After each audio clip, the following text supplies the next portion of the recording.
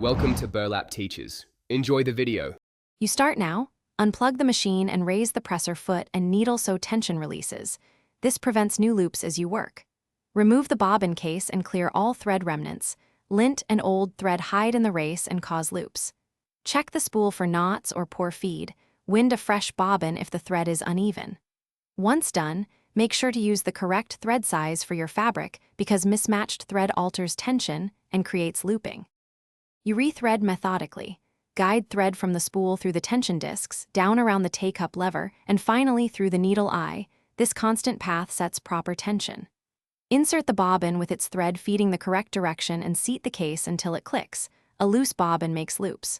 Once threaded, lower the presser foot so the tension system engages, then hand crank 3 stitches to confirm smooth feed. If the top thread pulls up the bobbin, the path is correct. You finish by fine-tuning tension.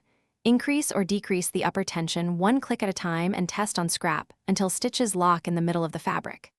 Clean the feed dogs and oil the bobbin race if movement feels sticky. Debris often causes looping.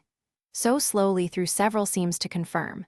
If loops persist, swap to a new needle and recheck both threading paths. That single troubleshooting tip, replace the needle, fixes more looping problems than you might expect. Thanks for watching. Consider subscribing if this video helped you.